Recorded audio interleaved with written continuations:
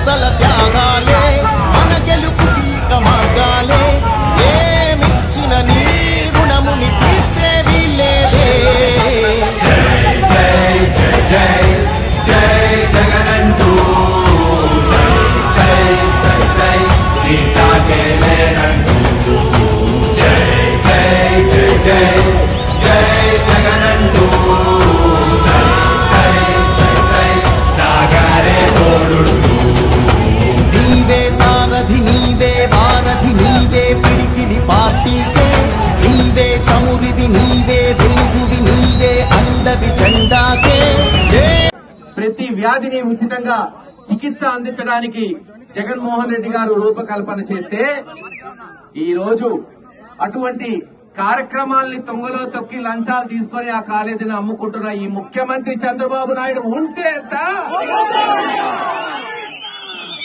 కనీసం పల్నాడులో సరైన డిగ్రీ కాలేజీ లేదు, కనీసం వైద్యం కొరకు సరైన 50 పడకల హాస్పిటల్ లేదు. ఇక్కడ ఏ వైద్యం చేయించుకోవాలన్నా విద్య కొరకైనా నర్సరావుపేట, గుంటూరు, విజయవాడ, హైదరాబాద్ పోతున్నారని ఆ రోజున మనం అందరం పట్టుబట్టి జగన్మోహన్ రెడ్డి గారిని ఒప్పించి కేంద్ర ప్రభుత్వం దృష్టికి తీసుకెళ్లి 200 కోట్లు తీసుకొచ్చి ఇటు దాచేపల్లి, అటు పిడుగురాళ్ల, మాచవరం, గురజాల అందరికీ ఆమోదయోగ్యమైన సెంటర్లు YSR medical college hospital Piduguralla వద్ద నిర్మిస్తుంటే సుమారు 60% కాలేజు 90% పూర్తయితే సంవత్సరంన్నర నుంచి కనీసం 5% కూడా పనులు చేయలేని చికెన్ అమ్ముకుంటున్న ఈ ఎమ్మెల్యే ఎరపతినేని శ్రీనివాసరావు ఉంటే అంత ఇది ఈ రోజున ఈ ప్రాంత ఈ రాష్ట్ర పరిస్థితి. ప్రతి ఆడపడుచుకి నెలకి 1500 ఇస్తాను, సంవత్సరానికి 18,000 ఇస్తానని చెప్పిన చంద్రబాబు నాయుడు గారు ఇప్పటికి దాదాపు సంవత్సరంన్నర అవుతుంటే కనీసం నెలకి 1500 మాట దేవుడికి అడుగా 15 రూపాయలు కూడా ఇవ్వలేని ఈ అబ్బా కొడుకుల ప్రభుత్వం ఉంటే ఎంత ప్రతి ఇంటికి ఉద్యోగం ఇస్తాను, ఉద్యోగం ఇచ్చేట వరకు ఆ 20 లక్షల ఉద్యోగం ఇచ్చే వరకు నిరుద్యోగ భృతి ఇస్తానని చెప్పి నెలకి 3,000 ఇస్తానని చెప్పి అబద్దాలు పలికి ఈ రోజు 30 రూపాయలు కూడా ఇవ్వలేని ఈ చంద్రబాబు నాయుడు గారు ఉంటే ఎంత రైతులు రోజు రెక్కాడితే డొక్కాడని రైతు కూలీలు పొలాలకు పోయి ఎండనక వాననక కష్టపడి పంటలు పండిస్తే పోయిన సంవత్సరం చూశాం. పత్తి, మిరప, వరి, కందులు, అపరాలు ఏ పంట అయినా తీసుకోండి కనీసం గిట్టుబాటు ధర కల్పించలేని తెలుగుదేశం ప్రభుత్వం ఉంటే ఎంత దిక్కుమాలిన ప్రభుత్వం. ఈ రోజు మళ్లీ వానలు పడ్డాయిలే పంటలు బాగా పండుతాయిలే అనుకోని పాపం రైతులు పంటలేస్తే తెలుగుదేశం చెంచాగాళ్లు, గూండాలు యూరియాని బ్లాక్ మార్కెట్ లో అమ్ముకుంటున్న ఈ ప్రభుత్వం ఉంటే ఎంత వానలు పడినాయి, పంటలు దెబ్బతింటున్నాయి. నువ్వు ఇచ్చిన హామీ కనీసం రైతు భరోసా పేరు మార్చి అన్నదాత చేశావు. ఆ రోజు జగన్మోహన్ రెడ్డి గారు పొలానికి కనీసం 13,000, 15,000 ఇస్తుంటే 20,000 ఇస్తానని చెప్పావు. మొదటి సంవత్సరం 20,000 ఇప్పటి వరకు ఇవ్వాల. ఈ సంవత్సరం 20,000 కేవలం 5,000 ఇచ్చావు.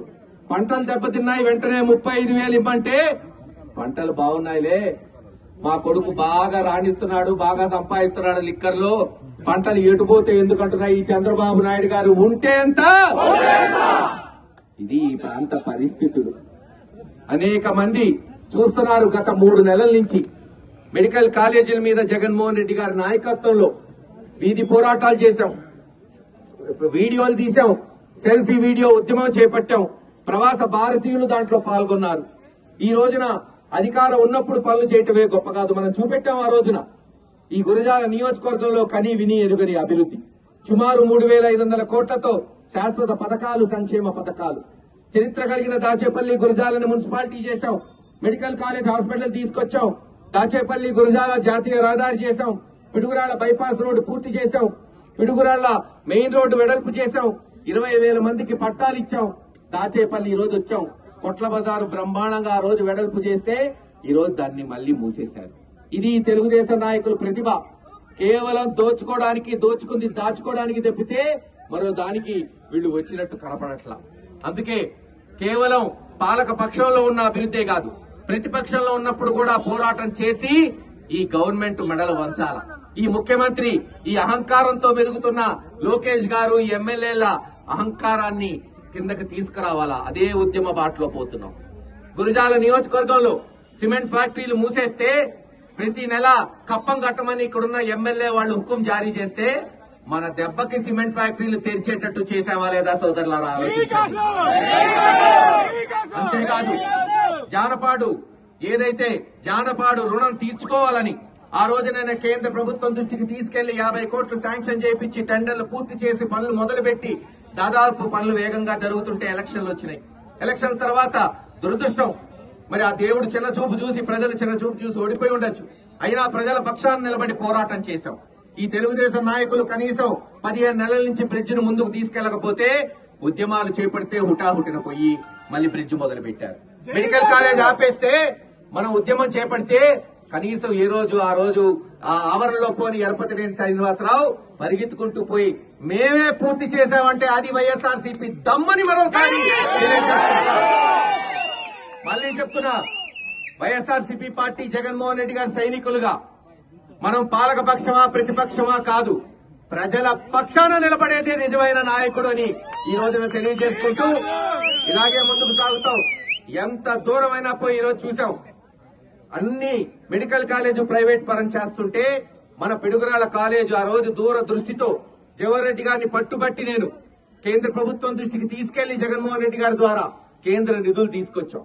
ఈ రోజు దాన్ని అమ్ముకోవాలి, లంచాలు తీసుకోవాలని ఇక్కడున్న శాసనసభ్యులు, మంత్రులు, ముఖ్యమంత్రి ఆలోచిస్తే కేంద్ర ప్రభుత్వాన్ని సూచనప్రాయంగా అడిగితే చేసేదే లేదని కేంద్ర ప్రభుత్వం తిరస్కరించింది. ఎందుకన్నా సిగ్గుమాలిన చర్య ఏదైనా ఉంటుందా? ఆలోచించండి సోదరులారా.